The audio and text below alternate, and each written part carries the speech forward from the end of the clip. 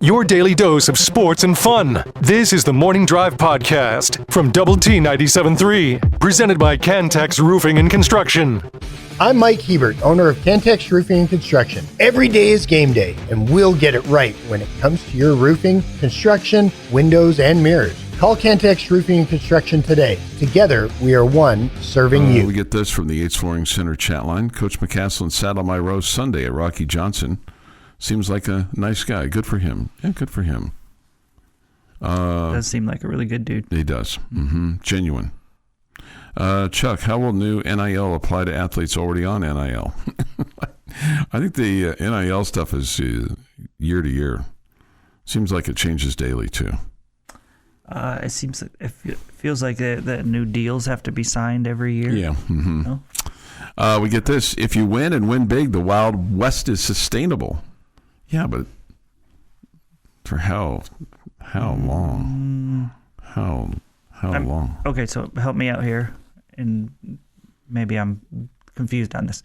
If so, the money is coming from some super donor, or a group of super donors, and you win. Do those super donors get money back? No. That they can then pay to the next group? No. Yeah, so I don't think there's no return on that investment. Yeah, that doesn't compute with me. Other than just being proud for your university. Right. But It doesn't give you more money to give to the next group. No, it doesn't. So I don't understand how it makes it sustainable. It's not like I guess the thought would be that would encourage more people to join the group.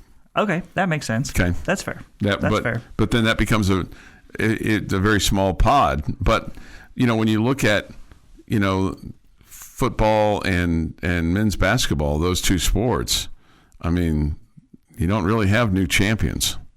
I mean, it's been a while since you've had a quote new champion, and maybe this stuff changes it. But there's also this difference between name, image, and likeness stuff and collectives. And it seems to all get lumped in together when it's really not. And it's complicated and it's hard to understand. But at some point in time, you're going to have the true name, image, and likeness where somebody does something for somebody. And it's so small of a percentage. Yeah. And like we talked about at the very beginning, somebody's, quote, name in college in terms of their endorsement of a specific product, it's hard to move that needle to say that particular person, because they endorse something, is going to entice somebody to go into somebody's business. We're all looking for that crystal ball in terms of what's going to entice somebody to go into that business and shop. And there's many, many different reasons for why people buy things and their purchasing habits and things like that. A lot of it comes down to how they're treated and the product is good.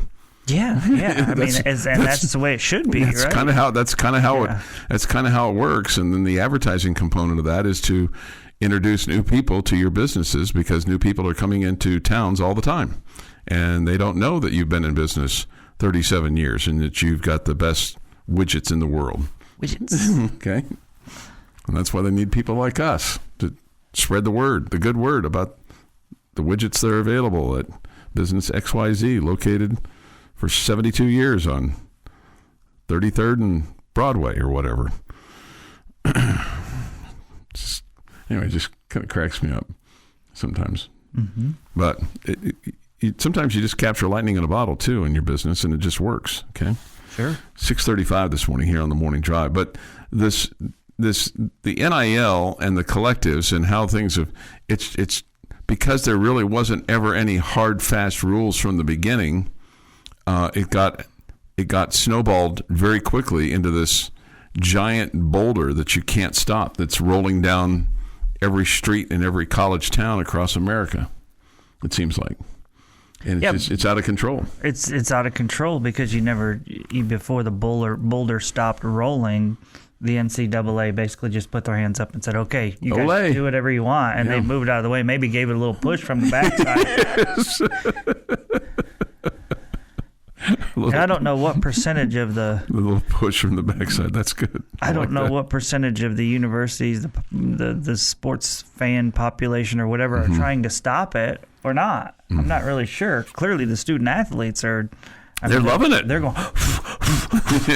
Right. They're from the backside blowing it harder. Meanwhile, these guys from 20 years ago are trying to figure out how to get their piece of the pie and going, hey, man, we couldn't even get a free pizza without getting, a call from compliance. And now we're giving JT Toppin $4.2 million. Yes, right. Yes, you're right. You're right. Sorry about you. It didn't work out for you. Your parents had you at the wrong time. You had your athletic success at the absolutely worst time. But just the way it goes. Time.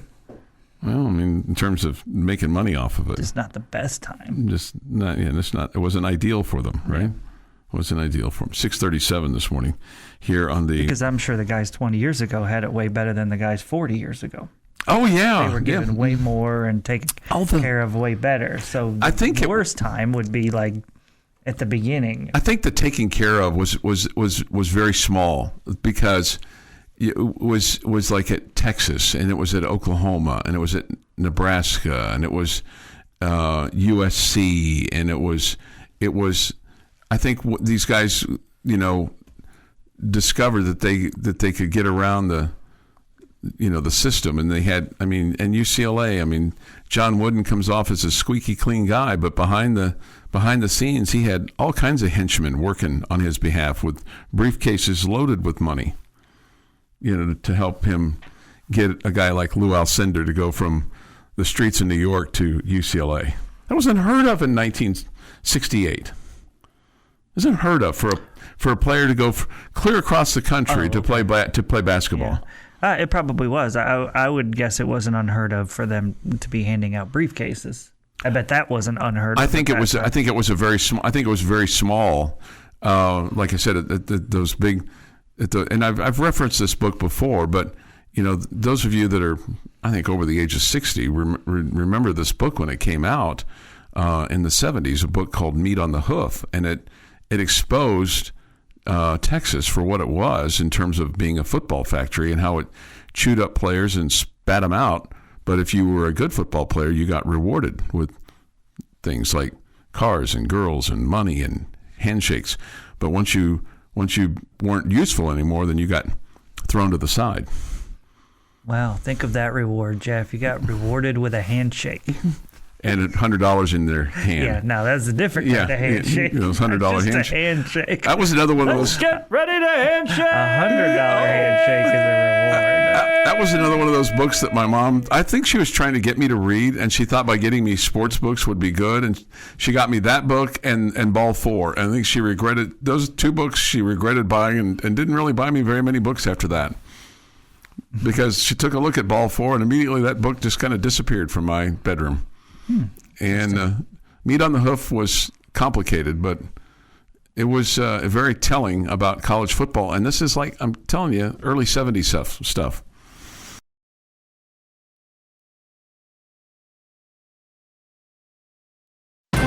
This is the Morning Drive Podcast from Double T 97.3, presented by Cantex Roofing and Construction. 25. Did you realize that Monday is Memorial Day?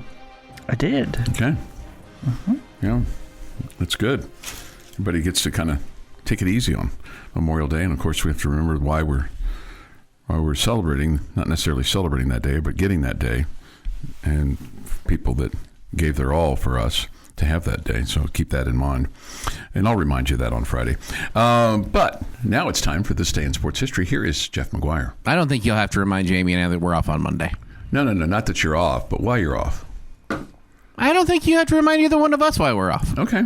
Maybe our fine listening audience needs that friendly reminder every once in a while. I don't know, man. I think our audience is pretty sharp. Okay. It just kind of drives me crazy when people say Happy Memorial Day. Yeah. No. I agree with that one. Don't do that. That's the point that I'm making or trying to make. Happy Veterans Day. Yes. Armed Forces Day. Those are happy days. Happy 4th of July. Merry Christmas. Happy New Year. I'm just going to say, and I'm not going to speak to for either one of you, I have never in my life had somebody say Happy Memorial Day to me. Oh, you'll see it all over TV. Happy Memorial Day. 1920 is where we will start today, which is not Memorial Day. Just want to make this clear. Policemen raid the Cubs bleacher section. Oh, my. Uh-oh. And arrest 24 fans for gambling. Did you say, no, that's down the street? Yeah. That's south side. Uh-huh. About a year later, yeah. Or a year earlier. 1946. Cubs Claude Passu, no way I got that right, but I tried, makes his first error since September 21st of 1941. So first error in 5 years. Wow. Ending a pitcher's fielding record of 273 consecutive errorless chances. That's pretty good. 1983. Major League Baseball Philadelphia Phillies Steve Carlton passes Walter Johnson with as the second most strikeouts in Major League Baseball history. 1988.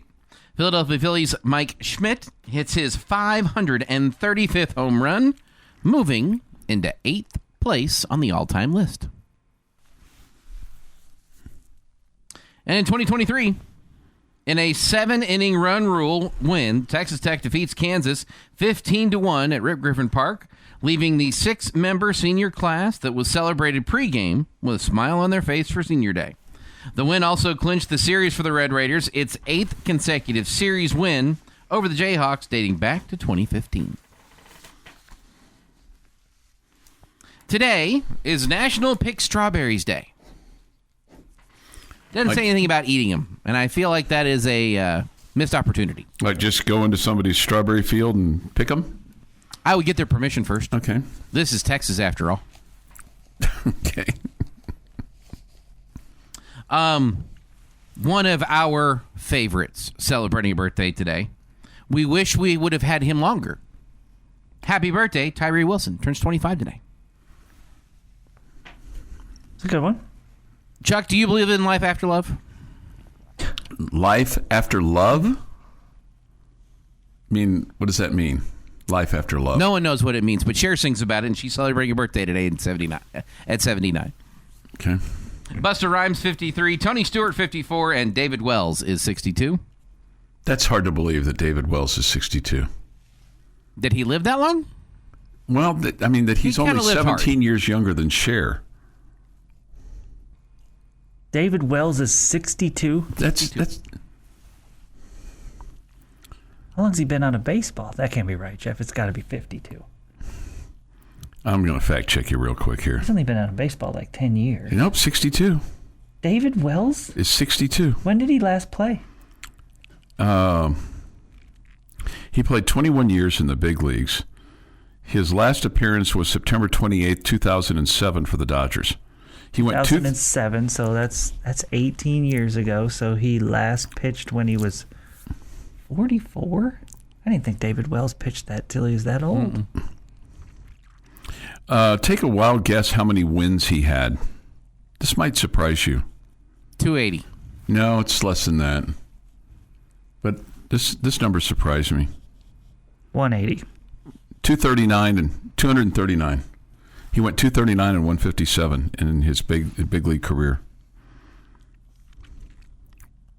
And on this day, 1927, at right around this time, on the East Coast, on a rainy morning, a pilot took off from Roosevelt Field. But his monoplane was so loaded down with fuel, he barely cleared the telephone pole wires at the end of the runway. He flew northeast up the East Coast, and as night left Newfoundland and headed across the North Atlantic. His greatest challenge was staying awake. He had to hold his eyelids open with his fingers. The next afternoon, after flying 3,610 miles in 33 and a half hours, Charles Lindbergh lands in Paris, becoming the first pilot to accomplish the solo, non-stop transatlantic crossing. And that, this day, in sports history. All right. A little indicator means it's time for you to pay extreme attention to us while I give you a lucky local winning word so that you, perhaps, could be amongst those that call themselves winners. From Double T 97.3 in the home zone, making your house a home. Our most recent winner, David Fullerton, from last Thursday. He awaits you in the winner's circle. All you have to do is enter the word that I'm about to give you at doubleTSportsNetwork.com for your chance to qualify to win $500 every Tuesday, which is today, and Thursday, which is the day after tomorrow.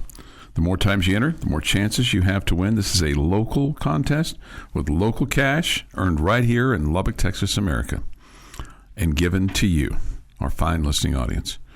At 6:52 this morning, the local winning word is Longhorns. Longhorns. Longhorns. Longhorns. However, if that's the word that you win with, you won't find it that distasteful because you've got $500 in your pocket, thanks to the Lockney Longhorns. Okay? Okay. Doesn't always have to refer it to the 40 acres down south. Texas High. Right.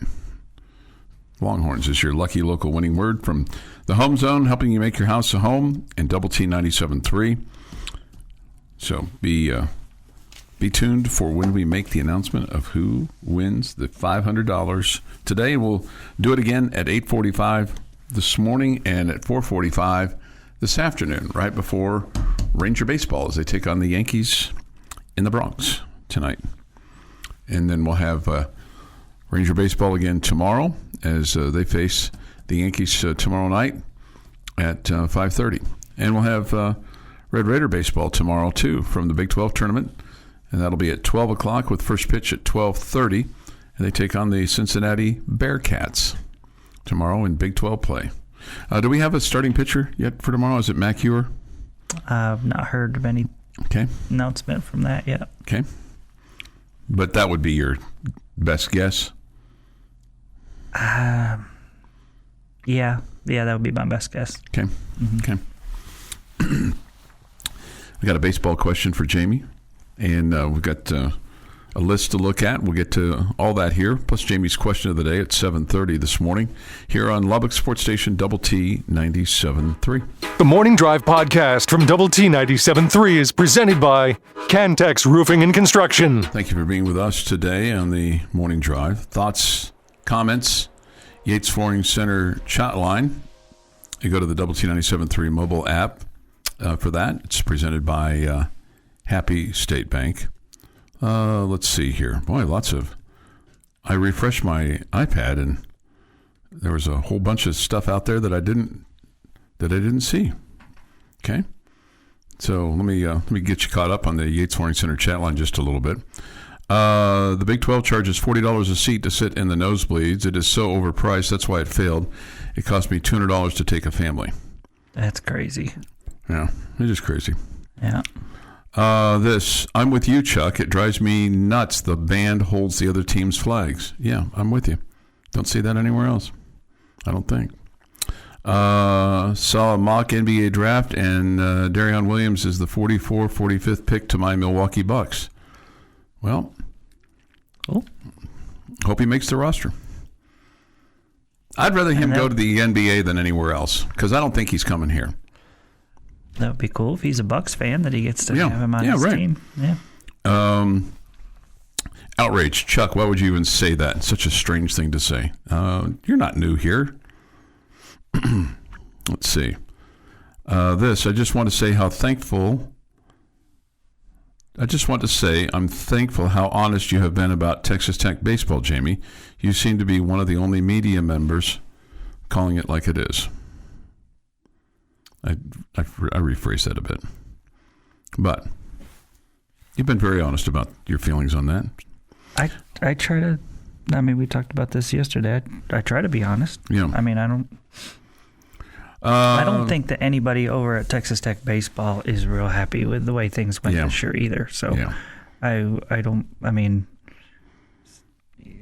just kind of stating the obvious of that things have gone wrong, and there are plenty of fingers to point and all the above, and whether it be players or just the staff not missing on some guys, and certain guys just not performing, and that's been a big part of it. You need guys that you're relying heavily on to be, you need your stars to be stars, and then you can let the other guys, fall where they may. And some of your stars have not been stars, and that's really hurt you, in my opinion. Both sides of the ball. Washed Up Guy asked this question, and I'm going to get to this list. Reflecting on an earlier conversation this morning, is there honestly a compelling reason as to why universities sponsor big-time athletics? Well, it's big-time money. Big-time money. It's a big business. It's a Fortune 500 company over there. Every athletic department in the Power Four. If athletic departments went away, would universities have to go out of business? Probably not. Because they're in the academic side would say, we're in the business of educating people. Right? Sure. Yeah. And that's big money now, too. Mm-hmm, absolutely. As soon as deregulation came for that, boy, through the roof. Or are we supporting athletics because we always have over the last century and more? I think that last statement, that was a question, but I think that's true. I think we enjoy the competition of sport, and we want our team to win. We want our school to win. And sometimes you'll do whatever it takes. And if you've been blessed with good fortune, right, then you want to help your university be better than the university across the state. It's just the way it is. Okay, so ESPN put this article out, Jamie. I saw it last night. This is the transfer portal final ranking, college football's 100 best. Okay, I've gone through it twice. I don't think I've missed anybody. And I have not gone through school by school, so it looked like LSU and Auburn had quite a number as well, and you would understand why. But you want to take a stab at how many Texas Tech transfers are in this list? 10. 9. So that was really good.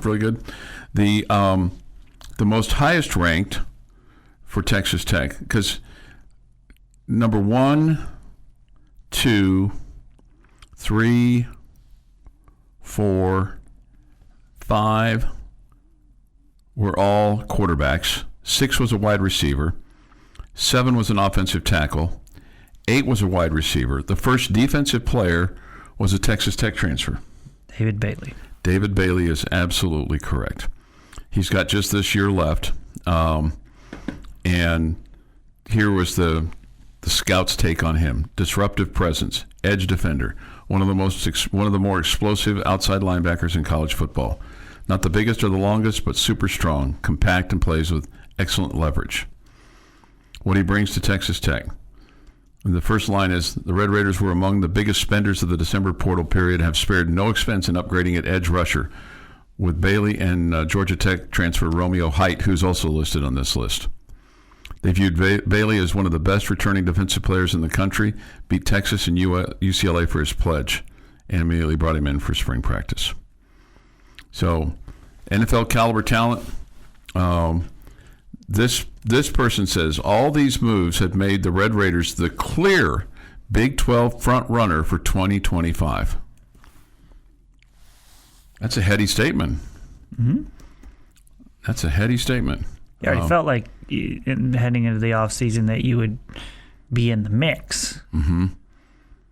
And then you've brought in the guys that you've brought in. So and we've seen that written other places too. Yeah, and that's from Max Olson from ESPN. So that shouldn't come as a surprise. No. The next one on the list is Howard Sampson, the offensive tackle transfer from North Carolina. He is a redshirt sophomore. He's got 2 years left. Nice. Okay. So here's what he brings to Texas Tech, according to Max Olson. The humble Texas native is coming home to Tech that is absolutely loading up to chase a Big 12 championship. The Red Raiders had big need at tackle with super senior right tackle Caleb Rogers graduating and left tackle Ty Buchanan transferring to Arizona, and they succeeded in locking up one of the best on the market. Best on the market. Good news. Number 19 on this list was Lee Hunter, and he is transferring to Tech from UCF, and he is a defensive tackle. Another guy on that defensive line that you hope can make a huge impact in putting pressure on the quarterback, because I think that's something that we've seen that's been really lacking. Big time. So hopefully he and Mr. Bailey can get after it. Then you have to go down to number 32 on the list.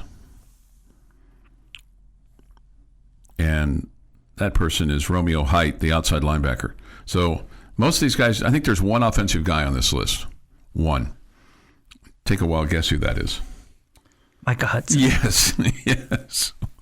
Micah Hudson is transferring to Texas Tech, and last year he played at Texas Tech. I don't know that I would have put him in the top 100 transfers. Okay. Would you? Potential. Yeah. I mean, I don't think I would. I don't think I would run away from that. Okay. I mean, he was a 5-star coming out of high school. I know, but he did absolutely nothing last year. Well, there was a lot of reasons for that. Okay, but I mean, coming off an injury, maybe it just it didn't fit for him, attitude, whatever, all those things. Yeah, he's allowed to grow up, and he's allowed to mature, and he's allowed to, get healthy and all that good stuff. And just to be fair, because you said it twice, Romello. I'm sorry, Romello. Yeah, not Romeo Height. Romello. Okay. He's not as much of a ladies' man as you thought he was. Romello Height. Romello. I mean, he's a pretty big cool dude. name. Yeah, 6'3", 240, redshirt senior. This is what Max Olson says about him. The Red Raiders brought in the number one edge defender on their board and someone they can trust to be an impact rusher in Shieldwood's defense.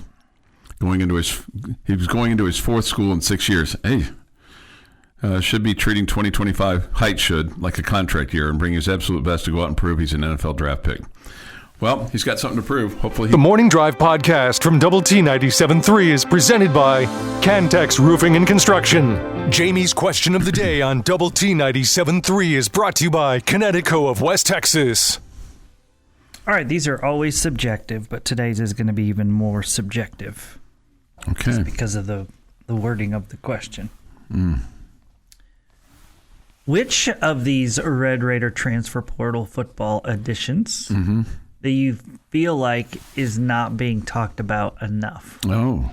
Which one is flying under the radar that you think will have a much bigger impact than maybe Tech fans are giving him credit for at this point? So obviously there's double subjective here, is that, well, you got to first determine which guy do you think is not getting talked about enough.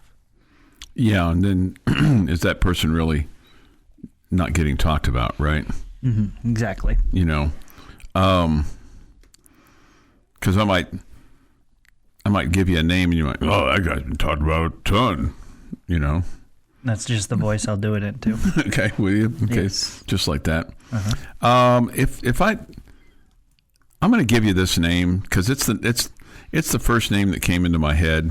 Well, it's the second one, but the other one I think you guys would just mock me on because you don't think he's the number 2, and I don't know if he's the number 2 or not, but I'm going to say Terrence. You do? You think he's the number 2? I don't know. I've not seen him. I've not seen him practice enough, so I can't say that the Wake Forest quarterback is the number 2. I just wonder if something happens, is he the first one off the bench, depending on the situation. But let me give you my name. I think it's Terrence Carter because I think he could be huge for you. I think that's a good answer. He's the tight end, transferring from Louisiana. He's got 2 years left. He's 6'2". He's 232. This is what they say about him on the ESPN Top 100 list. Red Raiders got a great year out of another portal addition last year and Jalen Conyers, and they're expecting Carter to step right in and be among the best in the Big 12 under the new offensive coordinator. He last year, 48 passes, 689 yards, 4 touchdowns, was 7th among FBS tight ends in receiving yards. So Terrence Carter's my name. Yeah, I think that's a good answer. It's not sexy. My pick. The kicker? Nope. Okay. He's going with an offensive lineman. Big ugly time. I'm going to go Hunter Zambrano. This guy comes in with Big Ten experience at Illinois, and that means something as a 4-year starter. He knows what to expect in big boy football. And we need big boy football on the offensive line. And I could have picked any of your offensive linemen, but I don't think we've mentioned his name once. We probably have, but it hasn't been often. That's fair. We don't talk. Let me first say Illinois State. Illinois State, not Illinois. Not Illinois, not Big Ten. Again, I could have picked any of the offensive linemen that we brought in. Big ugly time. I would like mountains moved, please. He's 46th on this list of the top 100 transfers. Jamie? Okay. I am going to go with Miami University transfer Reggie Virgil. I just feel like there's a spot that's opened up with Josh Kelly gone. And as far as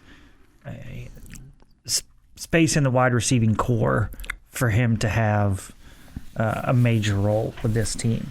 And I just think they're, as far as the amount of balls that are going to be flying around with the offense that you run, I just think Reggie Virgil's going to have a great chance to make a major impact. And I feel like we haven't talked about him much just because he was injured and missed the spring game. But I just, and then we've talked a lot about Micah Hudson coming back. We've talked about other receivers that you're bringing back, and you're bringing back some good ones, and Caleb Douglas and others. And so I feel like he's not gotten a lot of pub, but he was one of the first signings. It feels like out of the transfer portal class, and I think he fits our offense, and it's going to be a guy who's going to have a big impact. He's 47th on this top 100 list, 6'4", 190. Last year, he was second team All-MAC in playing for Miami of Ohio, and had 41 catches, 816 yards receiving, 9 touchdowns, 3 100-yard performances. He had a long list of offers, according to this article. Yeah, OU, Florida, Miami, Michigan State. Man, it's a pretty good list. Florida State. Took visits to Michigan State and Texas Tech and then stayed here. I mean, I think they did a great job of, once they got him on campus, they closed him. And I think Hoops has done a great job of that, and football has done an exceptional job of that.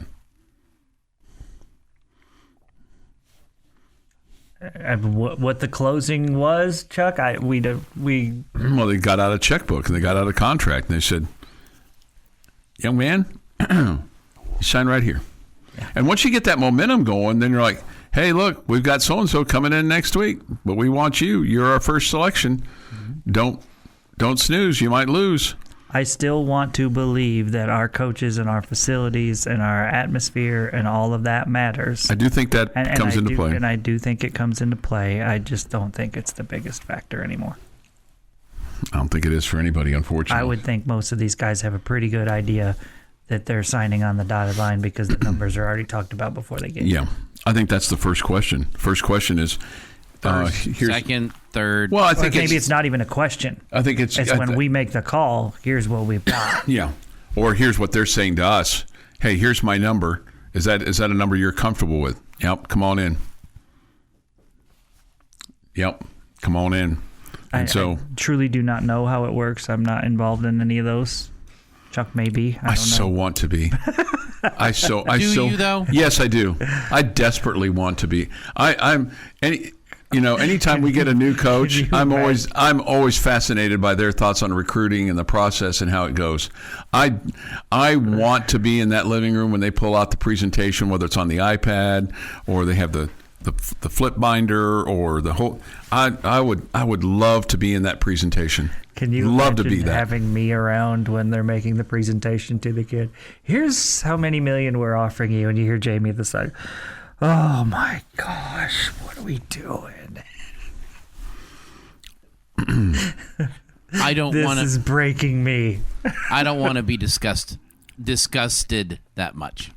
I wouldn't want nothing. I want to be there. I would want nothing to do with it. Yeah, I think that would be just awesome to be in the room. They haven't invited you yet. I feel like I could help them. Do you think they need your help? No. Okay. No. Just checking. No. Not unless he's got a big pocketbook. No. I don't have a checkbook that can help him. Sorry. This is the Morning Drive Podcast from Double T 97.3, presented by Cantex Roofing and Construction. With Jamie Lent, Jeff McGuire, I'm Chuck Heinz. We start hour 3 of 3. We come to you from the First United Bank studio. Thoughts, comments, Yates Flooring Center chat line. Go to the Double T 97.3 mobile app for that. Okay. I have a question for you. This is basketball related, okay? Okay. With the extension for Coach Grant McCasland that now takes him through the 20-30-31 season, he's, over the last 2 years, 51-20, so 31 games over 500. He's 14 games over 500 in the Big 12 and 25 games over 500 at home, and been to the NCAA tournament back-to-back appearances. I will just tell you, Coach McCasland's Big 12 record is extremely impressive. Coach McCasland's Big 12 record at home is extremely impressive. Just his home record is not impressive when you consider the patsies tomato college cans basketball coaches play or college basketball teams play in non-conference play the way it is now. I understand that. Yeah, I understand that. But his record in Big 12 play, and especially Big 12 play at home, super impressive. Yeah. All right, so let me ask you this question. If between now and 2031, okay, you only get to the Final Four once and you don't win a national championship, is this money well spent? If you only get to the Final Four once. Or if you get to the Final Four once. How about that? If you just get to the Final Four once. Because I think it's really, really hard to get to the Final Four. I mean, you've gotten there once in the history of your basketball program. I think we could word the question differently, okay? Because it's not my money. I'm not worried about the money being spent. Okay? So is it money well spent? It didn't cost me a dime. I understand that. Okay, so let me just finish. So could we change it to just say, so my answer would be, yeah, it's money well spent. We made one Final Four, money well spent. I would agree with you. Okay. Now, if you said, well, because again, it's not my money. I don't care. Well, I understand that. Yeah, okay. So now let's change this to, would it be a little disappointing if over the next 6 years, right, because that's what we're talking about, you only made one Final Four? Your program is at such a high point right now that I would say, yes, that would surprise me if you only made one Final Four in the next 6 years. And again, your program's at a high point, plus you're showing that you're willing to spend to bring in top players. So I would say I would be surprised and I would be a little disappointed if you only made one Final Four in the next 6 years. Okay. And didn't win a national championship. Not that I'm expecting you to win a national championship. I mean, you were so close to being a Final Four team this year. I know. And I'm just going to say, I mean, do you feel like, oh man, if I use the word underachieve, if you only made one Final Four in the next 6 years, do you feel like that would be underachieving for where you see this program headed? No. No? No. I think it's that hard to get to a Final Four. No, because now let me ask you this: going in retrospect, and you have to remember that dismiss the trauma of the basketball. Dismiss the trauma of what you put your basketball program through. If when they left, what the basketball program put themselves through. Okay, we didn't put them through anything. No, the head coach. How about that? What the head they coaches, did to themselves. What the head coaches did to the basketball program. Okay, we put them through it. No, but you know what? Well, semantics. Anyway, No, it's not. They put themselves through that themselves. Okay, the head coach did it, not the athletic director, not the university. It was the head coach. Surely not the fan base. Whether it was Chris Beard or Mark Adams. This is the perfect opportunity to say sorry about you. Yeah. But my point was going to be, when they left Minneapolis, I would have bet that you would have been back to the Final Four before now. When they left Minneapolis, I would have thought that you would have made another trip to the Final Four, given how close you came to winning a national championship. You can also make the case, given what they did to get to that Final Four and what they had to overcome to get to that Final Four, just in terms of the level of competition, speaks to how hard it is to get to a Final Four. So if you only get to one between now and 2031, man, I'd be a pretty happy guy, because it's just so hard to get to a Final Four. Even the bluest of bloods, it's hard for them to get to a Final Four. One in every 6 years is not hard for the bluest of bloods. Man, are you telling me it's hard for Duke to get to one out of every 6? Yeah, because I'm gonna look up Duke and see when the last time that they, over the last 10 years, how many Final Fours they've been to. Because it's hard. It's really hard to get to a Final Four. But you put yourself in a position to be a new blue blood. Okay. Yes. With the money that you're spending. Yes. Okay. Mm-hmm. Mm-hmm. Duke has been to 18 Final Fours in their history. Yeah. Okay. But how many? It's like since they've been relevant. Yeah. I bet it works out to way more than one per 6 years. Yeah, because you really go back to 1986, so they're coming up on 40 years of when they really started their run. Okay, so 18 and 40 years. Well, I think it'd be 16. I think they'd been to one or two Final Fours prior to that under Bill Foster. 16 under 40. 16 on 40 is way closer to once every 2 years, and 2.5 years, definitely 3, than it is every 6. Yeah, like I said, I'm just saying, if you only got to one, man, I think that'd be a heck of an achievement. I really do. I mean, people may disagree with me, but I just think it's really, really hard to get there. In the past, it definitely has been really hard to get there. I think you are putting yourself in a situation where it's not going to be as hard. Mm-hmm. This has been the Morning Drive Podcast, presented by Cantex Roofing and Construction. Check out our library of Double T 97.3 podcasts at doublet97.3.com.